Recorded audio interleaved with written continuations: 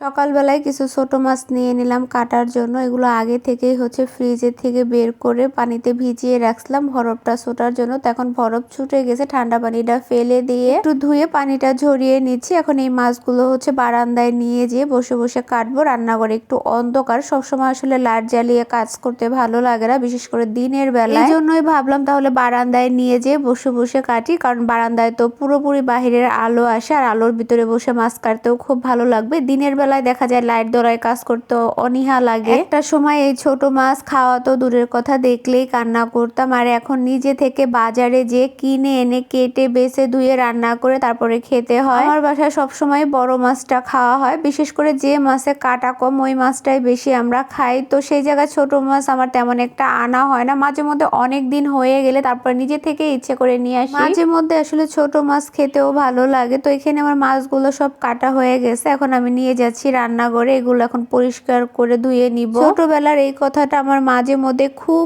মনে পড়ে, বিশেষ করে যেদিন আমি বাসায় ছোট মাছ আনি নিজে হাতে কাটি আবার রান্না করি, ওই দিন বেশি মনে পড়ে। এতটা আগের কথা তেমন একটা ভালোভাবে মনেও নাই, তবে এতটুকু মনে আছে মায়ের হাতে খুব পরিমাণে মার খাইছিলাম এই ছোট মাছ কাটা নিয়ে। আমি ছোটবেলা থেকেই দেখে আসছি আমার বাবা কখনোই বাসায় তেমন একটা ছোট মাছ আনতো না। উনি ছোট মাছটা তেমন পছন্দ করতো না, সবসময় বাজারে যেত, যে মাছটা ওনার ভালো লাগতো বড় দেখে ওইটাই নিয়ে আসতো। ওইভাবে আসলে আমরা খেয়ে অভ্যস্ত। মাঝে মধ্যে দেখা যায় মা যদি বলে দিত তাহলে আনতো ছোট মাছ। তো ওই দিন কেন যেন মা কি কাজে ব্যস্ত ছিল, আব্বা ছোট মাছ নিয়ে আসছিল, তো আমাকে কাটতে বলছিল। আমি কাটতেছিলাম ঠিকই, কিন্তু মাকে ঝাড়ি দিয়ে বলতেছিলাম তোমার কাটতে হবে না, আমি একাই কাটতে পারবো, এই কথা বলে আর কি আমি কান্না করতেছিলাম আর মাছ কাটতেছিলাম। তো ওইটা দেখে আসলে মা রেগে গেছিল। মেয়ে হয়ে মার সাথে এরকম ভাবে ঝাড়ি দিয়ে কথা বলছে, ওইটাই আসলে আমার মার মাইন্ডে লাগছিল। আমার মা আসলে এই জিনিসগুলো পছন্দ করে না, যে সন্তানেরা মায়ের মুখে মুখে কথা বলবে।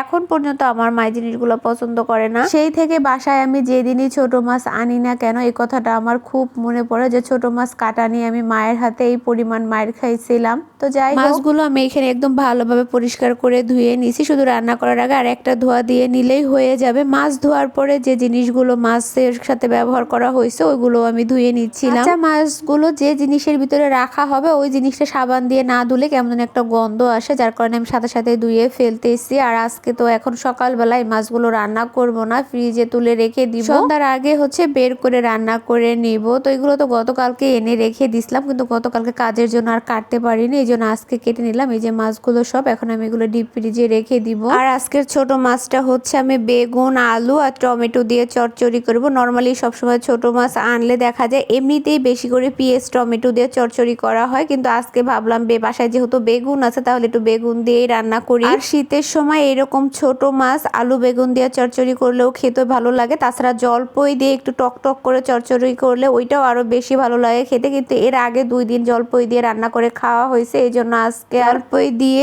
রান্না করব না, বেগুন দিয়ে চচ্চড়ি করব। বেগুনটা তেমন একটা দিয়ে চচ্চড়ি করি না, কারণ আপনাদের ভাইয়া বেগুন রান্না করলে তেমন খেতে পছন্দ করে না, ও আবার বেগুনটা ভেজে খেতে বেশি ভালোবাসে। এটা রাতের বেলা আমি এখানে বেগুন আলুগুলো কেটে নিয়েছি, এখন পেঁয়াজ মরিচ গুলোও কেটে নিচ্ছিলাম। মানুষ আসলে কতটা পরিবর্তনশীল সেটা নিজেকে দিয়ে বিবেচনা করলেই বোঝা যায়। ছোটবেলায় একরকম থাকে, যখন বড় হয় তখন একরকম হয়, বিয়ের পরে একরকম হয়, আবার সন্তানের মা যখন হয় তখন আরেক রকম হয়। একটা সময় যে জিনিসটা আপনার দেখতেও ভালো লাগবে না, কিছুদিন পরে দেখবেন ওই জিনিসটাই আপনার সবচাইতে প্রিয় হয়ে যাবে, এইটাই স্বাভাবিক। আমি যেহেতু ছোটবেলার থেকে একটু বড় মাছ খেতে পছন্দ করতাম, তো সেই সুবাদে আমার বিয়ের পরে আমার শ্বশুরবাড়ি আসার পর আমার একটু মানায় নিতে কষ্ট হয়েছিল, কিন্তু আমার হাজবেন্ড সবসময় আমার সাপোর্টে ছিল। সবসময় আমাকে একটা কথা বলেই সান্ত্বনা দিত, যে আমাদের খারাপ সময়টা সারা জীবন যাবে না, একটু ধৈর্য ধরো তাহলে সবকিছু ঠিক হয়ে যাবে। ইনশাল্লাহ সবকিছু এখন ঠিক হয়েও গেছে। বিয়ের পরে শ্বশুরবাড়ি থেকে যখন আমি আমার বাবার বাড়ি যেতাম, তার আগে থেকেই তো বাবা মা জানতো, দেখা যায় অনেক সময় আব্বা নিতেও আসতো আমাকে। তো আমি যাওয়ার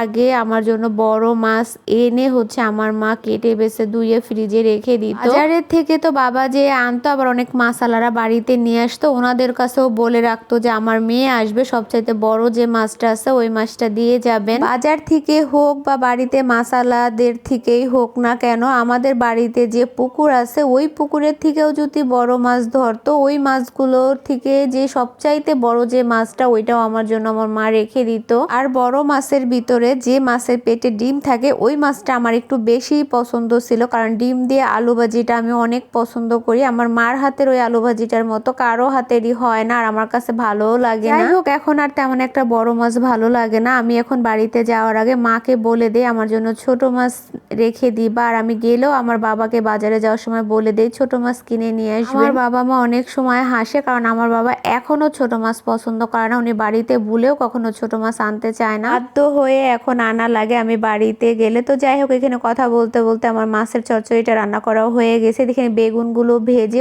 আমি হালকা মশলা দিয়ে ভুনা করে নিছি। এইভাবে বেগুন ভাজাটা শীতকালে খেতে অনেক ভালো লাগে। প্রতি বছর শীতে মাঝে মধ্যে আমাদের খাওয়া হয়। তো এই ছিল আমার আজকের মতো ভিডিও। ভালো থাকবেন, আল্লাহ হাফেজ।